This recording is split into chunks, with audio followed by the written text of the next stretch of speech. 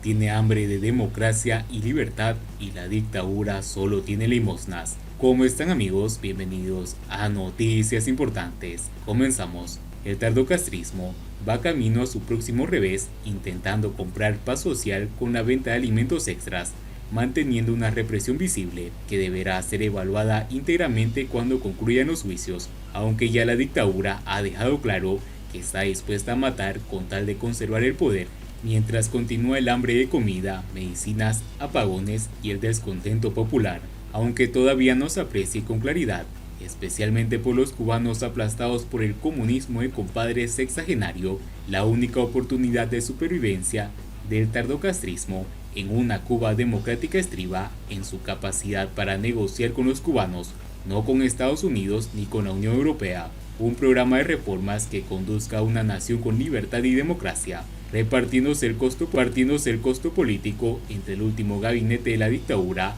y el primero de la transición. La torpe, generalizada e injusta represión del 11 de julio dejó a la dictadura a los pies de los caballos, porque cerró el cuadro a dos opiniones: morir matando o reformar el caduco sistema político, económico y cubano, que el propio Fidel Castro reconoció como inservible cuando se sinceró ante un periodista norteamericano para revuelo de extraños y propios, que luego intentaron matizar al enfermo en jefe dentro del régimen. Ahora unido en bloque por el miedo que sintió el 11 de julio, habitan dos sensibilidades: la que piensa que esto se resuelve con comida, ron, cerveza y algunas caricias a sectores descontentos, aprovechando que los rebeldes carecen de estructura política, y los que piensan que las reformas políticas y económicas que prefiguren un escenario democrático son inaplazables y vitales para su supervivencia.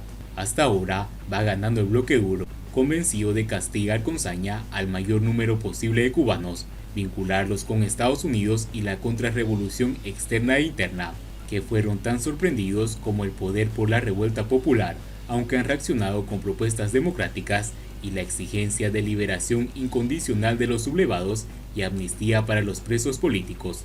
Cuba debe avanzar hacia una democracia pluripartidista, donde la discrepancia sea goce y no delito, hacia una economía capitalista que aproveche la ventaja de vivir a 180 kilómetros del mercado más dinámico del mundo y el capital humano formado por la revolución, y hacia una sociedad justa, donde nadie esté marginado y excluido, como viene ocurriendo desde la crisis económica de los años 90 del siglo pasado. El castrismo tuvo 62 años para gestionar Cuba y los resultados están a la vista.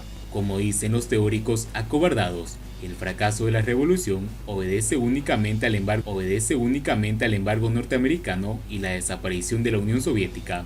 Entonces queda demostrado que Fidel Castro se equivocó de cabo a rabo, suplantando un socio natural, corregible en sus desequilibrios hemisféricos y apostando por un protector lejano, pernicioso y fallido.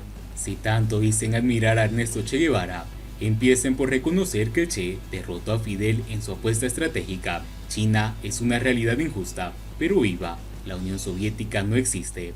La maniobra oportunista de venta de cuotas extras de alimentos confirma el destrozo económico causado por el comunismo de compadres y la impostergable necesidad de reformar la economía, incluido un cambio cualitativo en el sistema de propiedad de la tierra, al estilo del que se hizo con lo que conocemos como compra-venta libre de casas entre cubanos, la privatización de los mecanismos de distribución y una política fiscal que incentive al productor y genere ingresos estatales a socorrer a los más desfavorecidos, que en Cuba son legión. Los apagones siguen sin resolverse y los cubanos están sufriendo cortes eléctricos de 12 horas, que es la mitad de todo un día. Y es que no se trata únicamente de no poder comprar todo el combustible que genera electricidad, sino también la obsolencia de la mayoría de las termoeléctricas cubanas, con una vida útil de un cuarto de siglo y al menos acumula 28 años.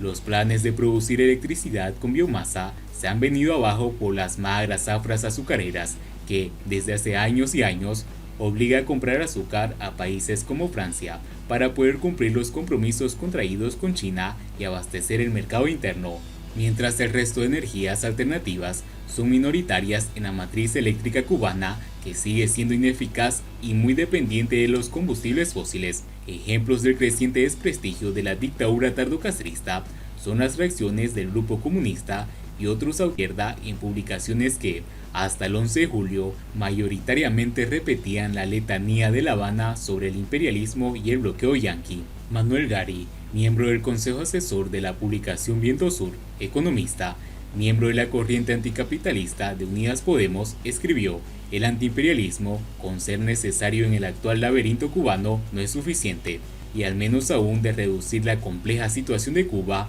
al juego geoestratégico regional o mundial. Sin depreciar esos elementos como parte del problema y la solución, hay que poner sobre la mesa la realidad social interna del país y el grado de esclerosis del modelo político.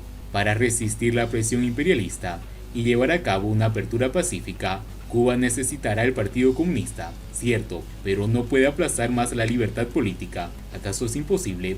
Tal vez, pero la única forma de solidarizarse con el pueblo cubano es apoyar esa posibilidad, opinó Jorge Costas, exdiputado de la izquierda española. La web comunista, que sufrió la detención en La Habana de uno de sus miembros del consejo editorial, publicó un análisis sobre el 11 de julio, 6 días después, y dejó escrito apuntes como este: la gran mayoría de los manifestantes no estaban vinculados a organizaciones contrarrevolucionarias, ni las protestas estuvieron dirigidas por organizaciones contrarrevolucionarias. Los enfoques, aunque repiten algunos mantras de la factoría ideológica de La Habana, coinciden en que ha llegado la hora de una reforma política en Cuba, y se trata de apuestas de compañero de viaje, no de truquistas y otras hierbas aromáticas.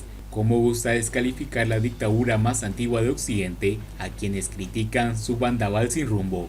Por si no bastara a los cegatos de La Habana la visión ajena, sería recomendable que atendieran a las reflexiones que, desde 2020, ha hecho Alina Bárbara López Hernández, una de las intelectuales cubanas con mayor realismo y honestidad en sus análisis, como demuestra en las siguientes observaciones. Presenciamos el agotamiento definitivo de un modelo económico y político, el socialismo burocrático. Quienes dirigen no logran hacer progresar la nación con los viejos métodos, pero no son capaces de aceptar más reformas participativas con un peso mayor de la ciudadanía en la toma de decisiones. En Cuba están maduras desde hace tiempo las condiciones objetivas para una transformación. Es indudable que la nación dejó de avanzar. La economía no crece desde hace años. La deuda externa aumenta constantemente, al igual que los niveles de pobreza, y a pesar de ello, las reformas han sido demoradas de manera inexplicable. Es evidente que los de arriba no pueden seguir administrando y gobernando como antes, pero ¿qué ocurre con los de abajo? Cuba vive un momento político que obliga a elegir, siempre es angustioso, entre la nación o la muerte. Una parte significativa de los cubanos se pronunció el 11 de julio. El poder pasó en 24 horas de reconocer que entre los sublevados habían revolucionarios y confundidos, a descalificar en masa a todos, con sus epítetos preferidos de contrarrevolucionarios y anexionistas, prolongar injustificadamente, por cobardía, el sufrimiento de un pueblo noble, insultándolo con migajas de alimentos, aparecidos como un acto de magia oportunista, solo confirma la degradación moral de la dictadura, vendedor de limosnas selectivas y temporales que se cree futuro estando muerto en vida.